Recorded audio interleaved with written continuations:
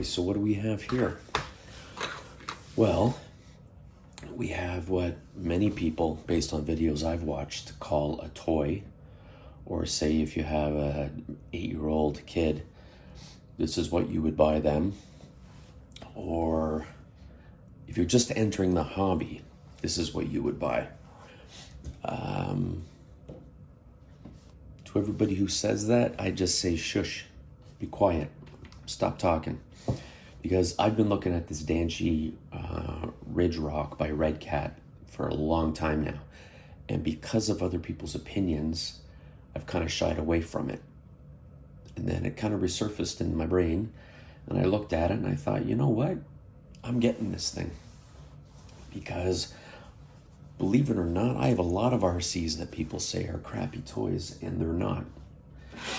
So, 1/10 scale, Danchee. I've never seen anything else by Danchee through Redcat, so I'm assuming this is like Rock Hobby is to FMS. But 1/10 scale, I've put new wheels on it already. I was going to put my rims here I had for my Redcat Gen 9 on because I thought they might look cool, but these are slightly too small to go into these tires. So I've gone with the stock rims, and all I did was I took the center hub Redcat logo. You can see it there.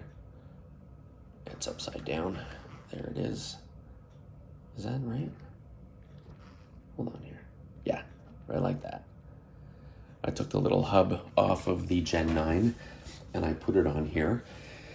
These are knockoff tires that I got off of Amazon. Super Swamper, Rocks, Tire, whatever they are. The originals, so these tires came with a really hard foam that I've currently got. I just stuck in the originals and I took the stock foam out and put it in these, and it made them a lot softer. Now what you'll notice is, turn this here. So the new tires I have are about 5 millimeters, give or take, taller, but they're thinner. All right. Let me get this. So it's got a pin body. You'll see on here, it's got these pins. I put new pins on it with tabs. It makes it easier for me to get it in and off, but I'm not against the body pins. All right, so a nice little light, really light body it's got on there, and it's got these little foam washers here that keep the body from rattling a bit, I guess. So what have I done to it? Obviously, I've put the new tires on. I put my car weights that I've got here, the wheel weights. I put those around each wheel. 11 of them went on, so that is 77 grams per wheel, or 280 plus 28, or 308 grams in total that I've put on the bottom of this. This was a very, very light vehicle, and I already noticed a difference picking it up now with just that being on it. What else? So it's got a lithium ion battery. It's a 1500 milliamp, which should get you a lot of time on this. I can put a LiPo if I want on it. So what I might do is switch out this connector. I think it says it's a Tamiya connector. I don't own a Tamiya, so I'm gonna have to take the internet's word on that. Let me get the body out of the way. Comes with your typical charger and a nice little manual, and it's got all of the little instructions you need on there, which are pretty basic, but it's got the exploded diagrams as well.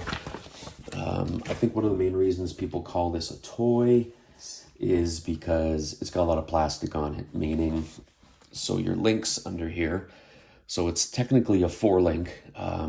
The bottom links are separate. The top one is a wishbone, and it's a wishbone for a reason, and I'll show you why in a second. One other thing I did was these wires used to run up the side here, and I thought they would get hit. So I just basically moved them to the center of each wishbone. Up the middle there, you got your on-off switch, which is a push switch. This has, so I've also put some weight on the front servo. So this has a servo and a motor on axle on each end. Servo, motor, each end. They're 380 motors, and these are 6 kilogram servos. Ball bearings throughout. This thing has plastic gears in it. So I think that's part of the reason why people are saying it's toy, but I'll fix that in the future if that becomes a problem. It comes with oil-filled shocks from the factory. These are nice shocks. I opened one and it was full of a nice light oil, so I just left them alone. One of the cool things about this that I really liked, and I don't see it on many stock vehicles, but okay, hang on here. Let me go through this real quick first. So here's your transmitter, and under here there is your ESC/receiver combo in the middle, and again everything else then is on each axle, because you got servo and motor on axle in this thing. So this is your remote. Obviously you got to push and hold the button for it to turn on. And then the cool thing on this one, which I'm sure people have seen, there's a lot of reviews on this on the internet, but you get 4 different steering configurations. So the first one is just your front wheels. You push your mode button, you then get your front and rear wheels going in the same direction, which I'm pretty sure I'm going to leave it on. Then you got another one where, I'll turn it sideways here for you, where you can go sideways like this, and you can almost like crab walk this thing sideways. And then your last selection here is just your rear wheel steering. That's it. And then you've got your steering trim for the front, steering trim for the rear, and then you've also got a throttle trim. Steering reverse, I don't know why you would want that. Throttle reverse, I don't know why you'd want that, but anyway, it's there. And that's it. Pretty basic remote. I kind of like it. When remotes get too fancy, it just tends to annoy me, and I don't want to have to read an encyclopedia to figure out how to work a car. Okay, single speed on these motors, but the articulation, like if you're watching here, look at the front wheel and look at my finger. Got a nice slow crawl to it. I've had it out in the backyard going over some rocks, and I'm pretty happy with it. And then high speed is walking speed, let's say, which is fine, because to me, this is a crawler. The other vehicles I have, while I try to crawl them on rocks and such, they are not crawlers, they're trail trucks. This is kind of, to me anyway, is kind of set up like a crawler should be. Now, some people, I've seen videos where people have lowered this thing. Sorry, I can't get the pin in there. Because they say it's got a high center of gravity. It does, but all your weight is really right here. This body is not going to make you tip over. It's too light to do that. So I'm going to leave it for now. I'm not doing anything to it. I'm not changing anything else. The only thing I changed on it were the tires, because people said these tires were a little firm. So of course, you know me, I can't leave. I ordered new tires.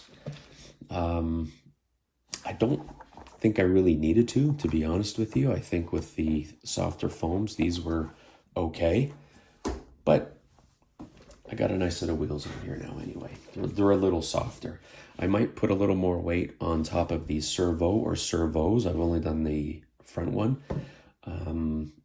It seemed, I didn't have it on any kind of too much of an angle or anything to see if it was flipping back, but I can definitely add some more onto there. That's only 28 grams right on the servo. But again, with the wheels having 77 on each, extra grams, that's kind of cool. The wheels are vented. Even though I put the wheel weights around them on the inside, they can still blow out. I like this. I'm really happy with my purchase on this one. The only thing, I've never broken a plastic link. I don't know what I'm going to do unless it savagely rolls down something. The only thing that might go, obviously, are the plastic gears might strip, but again, it depends on how you drive it. So I think it's got a pretty cool look to it, to be honest with you. So there it is, my new Danchee Ridgerock by Redcat. I don't agree with the reviews on here that says this is entry level. My second RC was the Traxxas TRX 4 High Trail. So just because you're new to the hobby doesn't mean you gotta buy things that are cheap. You gotta buy things that you think you're gonna enjoy, that look cool. I think this looks cool. Here. This is the main reason why I got this. So I was watching videos on it, and I saw somebody doing that. I'm like, what kind of flex is this thing got? Look at this thing. It's like a spider. It's like a spider.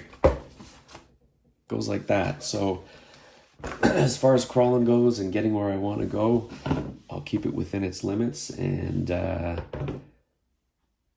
yeah, I'm pretty happy with it. So there it is. If you have any questions, let me know. It comes with 12 millimeter hexes. They're plastic hexes. I tried to take the old ones that I had for my Traxxas High Trail, but where the little pin goes in, it wouldn't fit the same. So I left them off for now, but I can always put something brass on there to add more weight in the future if I wanted to. Although it won't be a lot, but again, there it is. Let me know what you think. Like, subscribe, share, comment, all that jazz. And as usual, let's be nice to each other. Thanks, guys.